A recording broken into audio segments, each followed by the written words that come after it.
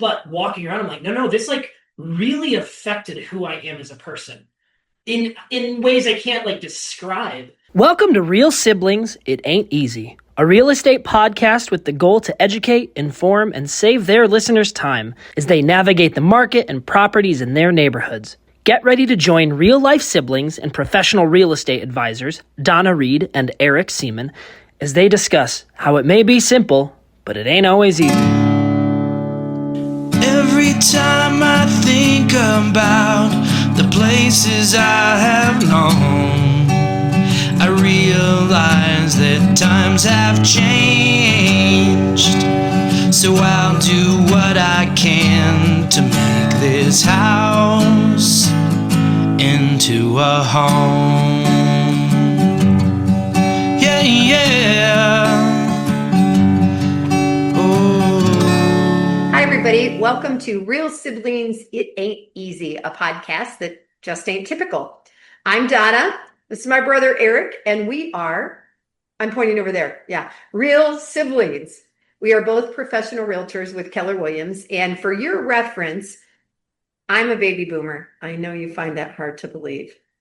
Eric is Gen X. Gen X. And today we have a visitor. Hey! Who's that guy? Introduce yourself. Hi, I'm Caleb. I'm her son, his nephew, and I'm a millennial. A millennial. Oof. Yeah. Officially? You're a late millennial, though, right?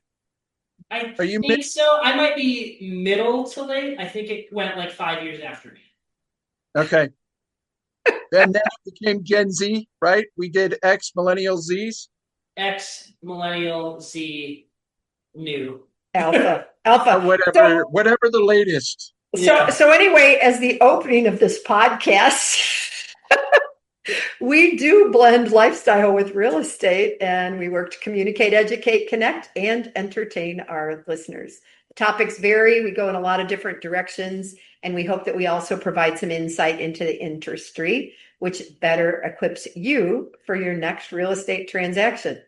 With that being said, Eric, we have these beautiful artistic visions behind us. Look, I got to lean so you can see the whole family. Okay, everybody that's listening and not watching, they're going to have no idea what we just did. So what are we doing here, brother? Well, number one is we're recording for the first time in a long time. Yeah. It's like, good grief, life has been happening. And part of our life that's been happening is we did not do a good job planning for hitting the road to get together with the family back in the hometown of Lindsey, Ohio. Yeah. We made the trek, if you remember, going all the way back to summer of 2023. We did an episode speaking to 5 different friends, associates from the hometown of Lindsey, Ohio, talking about what was then the first annual Lindsey Sunflower Festival and Homecoming event. This was year 3. We decided that we were going to shake things up, rework our schedule, what we normally did, and everybody loaded up the truck and they moved back to, well, not Lindsey. We actually went to Fremont, right? Beverly Hillbillies? Is that where we loaded up to truck? That was the reference there. Thank you.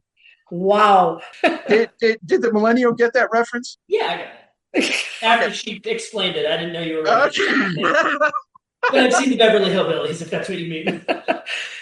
Yep. So in the picture behind me, it is everybody that was there that was part of our family. We had been doing family reunions kind of in various places. And this year we did meet back in Ohio. And I think if listeners know, they know that our town was quite small. So there was not a place in Lindsey to house, were there 19 of us or something like that finally? Yeah, by the time Netherlands was in and Cousins. Colorado was in and Yeah. portions of various families from Kansas and Texas and around. Yeah, it got cozy. 2% of the population of Lindsey. That's it, 2%. Donna always claimed it. Your mom, Donna, always claimed that when she left, the population went down by 1. So 499 people. I guess our 19 people would be 2% or thereabouts. Yeah. You know, Eric, as I said, I'm going to throw it to you so you can talk about this. Just saying we were in Fremont is kind of an interesting thing based on where we stayed, right? So as we talk about houses, we stayed at probably the largest place in Fremont, don't you think? Certainly outside of President Hayes. Yeah, the and famous some presidential home. of the houses there on Burchard, Yeah. in and around that area. Yes, certainly one of the older and largest, and certainly what we used to consider a large estate. Right. And we all stayed in the same place. Yeah, which is very nice. And it was not a hotel. Right. It has gotten to be very, very important. We don't know how any of you travel, but when we get together, what's the point of everybody going to someplace and having their own rooms and going to hide in their rooms and making it difficult to sit and visit or anything like that? Even if you have a nice hotel that has some sort of a lobby gathering area, generally you can't laugh, you can't cut up, you can't do those kind of things because you have to be polite and the other guests that may be coming and going and in and out of swimming pools and breakfast nooks and all that kind of stuff. So this worked incredibly well. Christie House on Christie Road, which is now owned by my high school classmates and bandmates and that's amazing. Good friend to reconnect with, Chris Robinette and his wife. Shout out to Chris. They've owned it for a couple of years now. Yeah. Caleb, what were you thinking? What was I thinking? Shout out to Chris. Shout out to Chris. Yeah. There you go. That's it. Yeah. That's the shout out. And the Christies owned a manufacturing company in town and employed many people for years. And before we moved to Arizona, that place was being used by artists and things like that. And it's now been torn down. The building doesn't exist anymore. But one of the things that we found while we were there when Chris was showing us around was he had that drawer in, I don't know what room that was, like a library room. I would say the formal breakfast area. Yeah. Because there was the kitchen, there was kind of the smaller dining room, and then there was the formal dining room that we all went around to. So some of the knives and things that they had made. Were you there when we were doing that tour? Did you get to see that? It was pretty fascinating to go back and see what they had made and how they had originally made their name, especially since Gil, his dad, worked at a cutlery place, and there was another place that made bows and arrows, made the arrows and the blades for the arrows. But yeah. Lindsey sounds like a fake place when you describe it. This is not a real place where people live with their bow and arrow manufacturers. As you get around small towns where it's like, look, if they can do it, we can do it too. And the part that we didn't get was the founder of Cutco, someone who used to work with the Christies. Could have been. They were, this was premier manufacturing at the time, going all the way back to the 19th century into the early 20th century, the conversion, the razor blades, the special packaging, none of it exists anymore. Yep. Yeah.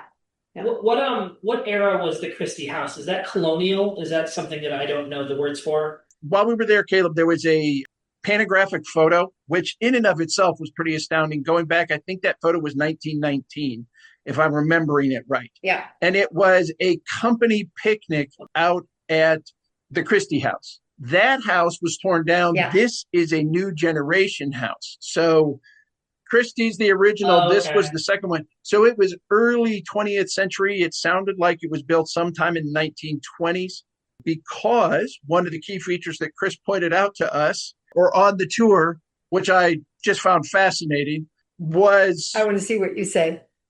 The bootlegging space on the stairs.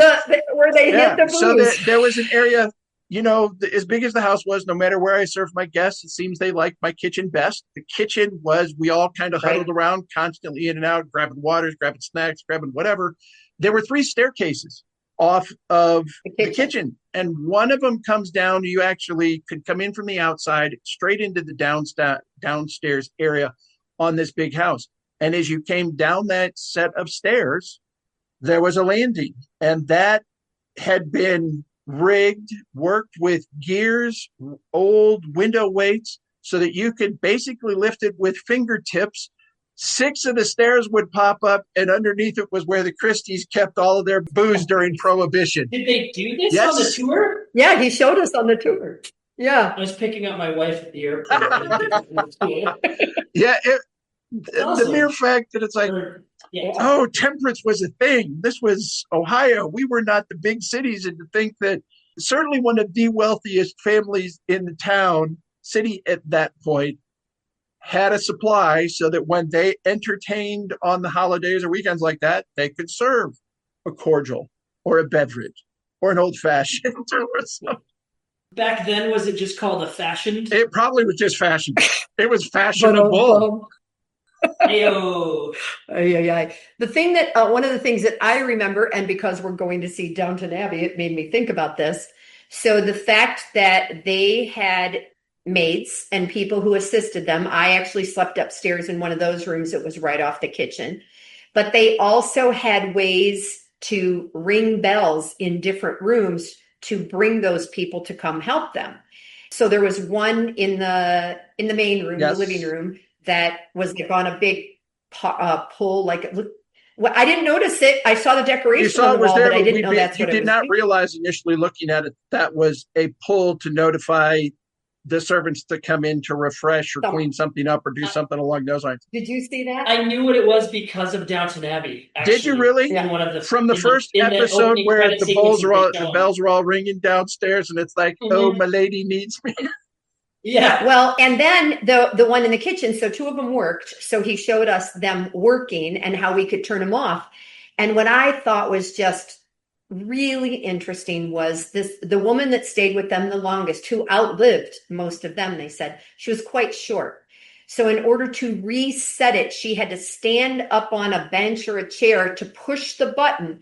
And eventually they moved that button down lower so that she did not have to stand on a stool. To accommodate her. And then they said she lived to be like 94, 95 years old. And again, just to give you an indication for the listeners, what we're talking about from a size or an opulence standpoint. The kitchen went into two different butler pantries. There was the large butler pantry that served and came around to the main dining room. And there was a smaller butler pantry area that served that kind of morning breakfast area. Remember where the refrigerators were at, Caleb? Yeah. And that would be considered. I don't think I realized that would be considered a butler's pantry. And then you had the bigger one. And again, one of the unique features was that huge cast iron enameled sink, which had what in it? Probably the oldest dishwasher I've ever seen. They had some sort of secondary sink that they could seal a lid up with. It looked almost like it had a disposal underneath the sink. It was like, what the heck? Man, these folks had money if they were doing dishes with some sort of steam, that way, whatever. Yeah. There's also something to be said for the architecture that is not just old, but also Eastern, which is the idea of open concept stuff is such a different new idea. So the kitchen was a nice kitchen, but not huge, right? Right. And the butler pantry were not huge. The singular dining room, the big one, was quite large. It fit still a closed off room though, where they had a hallway to the next space. So even though it was a big space, it was still a singular location. And I think every room feels smaller because they're single rooms as opposed to a lot of interconnected rooms as a big space. All right. Since I haven't been to your place in Colorado, your new place, is it more of what you consider to be an open concept since you're bringing it up? No, it's vertically built, but I think if I took out a wall, it would connect a bunch of rooms. The kitchen does connect to the dining room. Directly, so it's not a pass-through, it's not a bar or anything like that. It's like kitchen dining room. But it's also smaller because the house goes vertically, so it's open but still small because of it's a tri-level. It's got 3 levels, which makes none of them particularly huge because it's not a huge house. What, 15, 20 foot wide at most? Or is it even that? I don't know how wide it is. I don't know. This much? It's got a big tree out front, and the tree looks to be 12 or 15 feet wide. The tree is huge. I'd say, like, if you're facing the house forward, there's a garage and a living room. And the living room we sit, it's like a long way. So 2-car garage and a room, 30 feet. Okay. Yeah, probably something. Yeah. That's an interesting observation because from the big dining room, like you said, there was a little bit of a connector room. and then back out into that huge area where we were playing Jenga and the fireplace and the bell, and then went into another big room that I always would have thought was those had to have been added later. Those are like later adjustments, right? I don't think so, because of the way the house was built. If it had been the original house that had some modifications, the 2-story mansard roof building from the 19th century, then yes, I think it would have been an addition. But I think it was planned and intentional, and what we might now be referred to as a Florida room probably was referred to as a solarium. And had that fountain, which doesn't look like it ever had water, or at least not working water anytime soon. True. Recently. Eric, since we have Caleb here, and it was the first time he had been back to Lindsey or Fremont with his wife, I wanted to ask him a couple of things, because I've been back more than everybody else. I have gone back the most. I lived there the longest. I have the most connections. Show off. Caleb. So when you went back there, you wanted to walk around town, and you wanted to show Jessica specific things. What were some of those things that were memories for you? Mind you all, we left when he started 8th grade out here. So it's like 12. Yeah. I mean, there were a couple highlights of our hometown. It's weird when you want to show somebody something that is not actually impressive to see, but kind of matters for your history. So Lindsey does have, I would say, 2 locations that are of note. One is the Trestle Bridge. We had a very cool bridge over a river, which we called the Crick, and everybody played in the Crick and walked on the bottom of the trestle and played games on the side of it where we should have all died. There's very much, it's a dangerous location over a river that trains used to go over and has since been paved and made safe. It's not as cool now that it's safe, honestly. The other one is the cemetery, because it's a small cemetery that's a lot of very old families. And even Jessica started noticing, oh, look at all the Overmeyers. Look at all the Haas's or Roushes. She started getting and I was like, and this is, I wanted to see it to show her my grandfather's tombstone. But it is a very small town cemetery, which I think you don't get that vibe in cities in general, which is you kind of pick a plot. If you're lucky, you have a church you're associated with that, where you want to go. But I don't think a lot of people my age have a thing like that. No, I agree, but I think Lindsey's unique because there were multiple cemeteries in Fremont. People didn't go to the cemetery just to go. We rode our bikes down there. Well, it sounds silly, but people would come into, let's go take a walk, and you always walk down to the cemetery, not necessarily to put flowers, not to remember. It was a place. To go, not for everybody. There were Memorial Day services and there were church events, and obviously there were funerals there, but it was not, we're going to the cemetery. Yeah. Of course we're going to walk to the cemetery. Everybody, and who does that in other places? And maybe it's more common in small towns than we're aware, right? But now that you say it, you are correct. We spent time there just because kids went there to climb on these large columns. The Crick kept going behind the cemetery. Yeah. So I raced soda bottles in the Crick with my friends a lot. The Mountain Dew in the 90s had a swirl on the front, and it was definitely the fastest. Yeah, because of the swirl. All right, see, there's a memory. I did not know this occurred. This happened a lot. I always learn things when I'm ice skating down there, sledding down the hill. Yep. I think the other things I wanted to show Jessica, but are just all in town, is the church, because it's a beautiful old brick church. And then you see the houses you are in. But I think the overall vibe for me was getting her to understand how small it was. Mm-hmm. I think there's no reason for her to want to see my hometown besides the fact that she loves me, right? There's nothing there to go see. But walking around, I'm like, no, this really affected who I am as a person.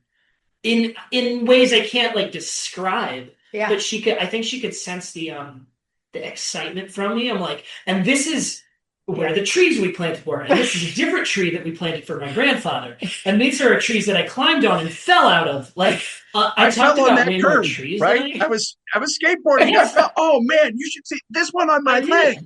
I hope everyone's as nostalgic for their childhood locales the same way. But I know that my friends in the desert who are playing in the desert in Tucson were not Right. doing the same thing. That's true. It's not the same.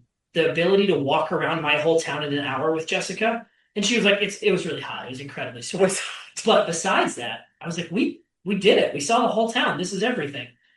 you also saw people that you had grown up with. So one of the things is that I think as children, your first friends might be your family, or if you live in a place with a lot of cousins, and a lot of people in that town had cousins and had families. We were one of the only families that were there for 40 years and gone. Like the people running the meetings and running the things have 150 years of history. So to go back and see one of your friends, Joey, and his dad was our doctor and stuff.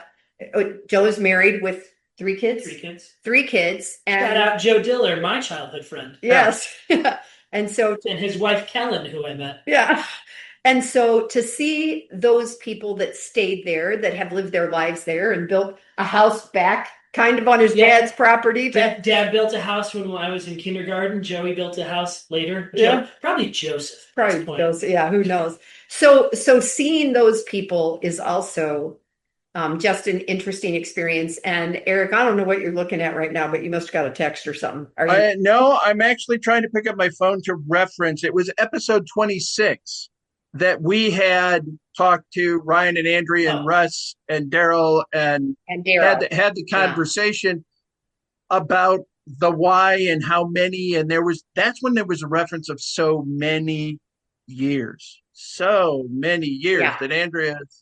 Between the three of them, they had like 300 years of history in the town or something. Well, we certainly didn't feel like transients or unwelcome. I mean, we were part of the makeup of Lindsey while we were there, but we have all left, and we don't have that legacy of the cousin who still lives down here in great uncle's house that was also this and those kind of things that we do have and are missing that.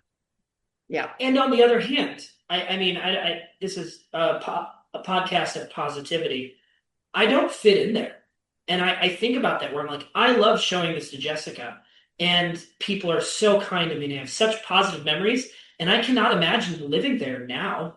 And maybe part of it is because I left, but I think Adam, for example, was never going to fit in Lindsey, Ohio. He's a city kid. And I'm much more a city kid. And I just, things like Broadway theater or big punk bands coming through. Like the latest Coheed concert that's not important to truly like life happiness, right? I don't have to see concerts to have a worthwhile life. However, I've decided that seeing Broadway shows matters to me. And I know people there who do theater and they travel to Toledo or whatever to see these shows. But it's pretty ingrained in my life that like being paid to do theater is something I do. And I see concerts. And it's different if you say you want to see Journey when they come through because they go everywhere. They're going to be in Detroit. They're going to be in Detroit. They're going to be versus I want to see a band that has 100 fans. And it's like I can see them in Phoenix because it's Phoenix. And that was an hour drive. Or I can see them in Denver anywhere because everybody goes to Denver. Yeah, I remember Adam talking about that. It's the stopping point or launching point to the Midwest and to the East. So that's the last between Chicago and LA. It's what else is there? Cheyenne, Wyoming, Omaha. Yeah, you can Omaha, Kansas City. There are cities, but emotionally, it does feel like Denver's like the midway, and there's not as many things. So I do know that even seeing Lindsey now, I'm like, I'm glad I grew up here. I had a great childhood, and I don't want to live there. I don't want to be in that town. And I think it's important to know that there's no one way to like have a home and have a lifestyle. I have lost the ability to have a legacy. But would I be unhappy with that legacy if I felt stuck there? That's interesting. I don't know. I'm not trying to be. At one point, when the big house, Grandpa and Grandma's house, Mom and Dad's, our house, we knew it was available and it was kind of an auction. We all kicked it around. And part of the answer on that was not a single one of us in our lifestyle and circumstances could see ourselves going back to Lindsey anymore. To live there and work on. I'd go write my memoirs for like a season if I had a house, right? Okay, do one of those 3-month and it's like, I'm taking a writer's break and I'm going to be inspired by the hometown and like Stephen King and the Overlook. Okay. Yeah. Hey, unrelated, but Caleb just told Adam and I, what play are you going to be in January? I'm in Spamalot as Patsy. No! Oh, we can't post this yet. That's a secret still. Yeah. Yeah, I get to do that the whole time. It's gonna be incredible. Not that I know who that is, but I know who that is. So, and I have to say, one of the things that we've talked Fremont, we talked Chrissy, kind of in Lindsey, but the day of the event, he said it was sweltering heat. So as hot as San Antonio can get. It was about as hot and uncomfortable a day as I think. Hot and sweaty. Yeah, my wife, who's from Tucson, was like, I've never been so miserable. Well, and I'm laughing when I look at the picture. Eleanor in the turquoise shirt there, she's got her hair up under a hat. Everybody had their hair pulled back. That was me too. And honestly, when I got to do the book speech in the church, I felt like people who came might have just come for the air conditioning. Oh, they did. Look, we were actually saying that. It's like, the air conditioning is going to be on. Come on over. Yeah. Booths at conventions where they give you free water. Yeah. It's like, I'll take your business card if I may have that water bottle. Yeah. So the other thing was seeing people. It really was. And honestly, we have done this. This podcast for going on 100 episodes now. We have been producing and talking about, and we know we have people who listen. We have some, I'll say, regular listeners. But to actually have the conversation face to face, when Linda Epley came up and she made sure, and I apparently missed her the first time, and Jeannie's like, that lady's trying to get your attention. And I went up and she's like, oh my gosh, listening to you two talk about Lindsey and where you're at is so inspiring. To hear our cousin Amy, who's going, you haven't had any new episodes for a while. I didn't have anything to listen to on the drive up. Kelly just told us that. She asked us because we haven't done it for. I don't want to say that there's music on the iPhone, but we can. But there's not us. You could listen to the iPhone. That's true. That's true. Unless I just record and sing or something. Which, go ahead. Go to wherever you listen to podcasts, Caleb. Type in siblings and see who comes up. We compete with a brother and sister team, Kate Hudson, Donnie Marie, and her brother doing sibling rivalry. It's so close. We are right there, neck and neck. Yeah, you're in direct competition. They're 1 and 2 by about 50,000 listens or something. Can I say one last thing? You certainly may. That's why we brought you on. I hate to reference another show, but there's a joke about Gilmore Girls, about how the small town in Gilmore Girls always has like events, and how it's like, ooh, everyone comes out, and it's this idyllic town on TV where it's truly like, it's a town. It's supposed to be a town of like 1,000 people, but it seems like 30,000 people attend their festival. And Lindsey used to have the Chili Festival, which was always at the school, which has been since torn down. So it does feel like Lindsey had to consciously decide to have something to bring people in. So they made the Sunflower Festival, and it sounds like a joke in the city. It's Andrea. And that's what Andrea felt like. Andrea as a legacy member there. Yeah. And it works. It was so popular and a wonderful reason to visit this town that doesn't have other reasons to visit. There's no like cool restaurant that you go to in Lindsey, right? So them consciously deciding to have this, and if they did this 4 times a year, if there was a seasonal event, winter might be hard. I could see people from all around that region consciously going to it.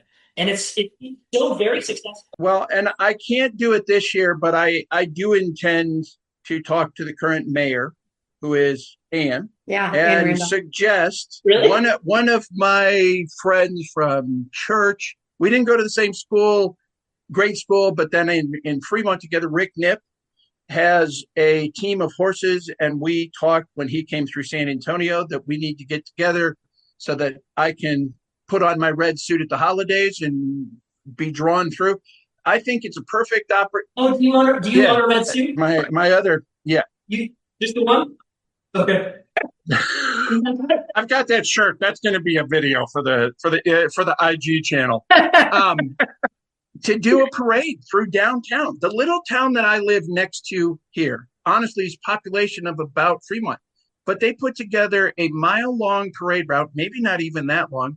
It brings in thousands of people, food trucks, and all they do is have different clubs, different floats, the Shriners coming through in their little cars that they used to run in Memorial Day parades and things like that, and do that through downtown. And I would rework my schedule to make that work. But it was also the people that I didn't expect to see. Eric, we got 4 minutes. You got to wrap this up, brother. The people I didn't expect to see. Other high school classmates who were not from Lindsey, who came out from Fremont or other towns, Findlay, Tiffin, to come back up to Lindsey when it wasn't even their place. It's like that was unexpected to me. Same with my classmates. All right, we'll do part 1 or 2 depending on when we can post this based on what he told us. We might have to this will be part 1, and then we'll do part 2, and we'll name episodes. And thanks everybody for joining us and listening. And Caleb, thanks for flying all the way down from Denver to Tucson to sit in your mom's room with Lindsey behind you, talking about. I could have zoomed in, but I had to fly.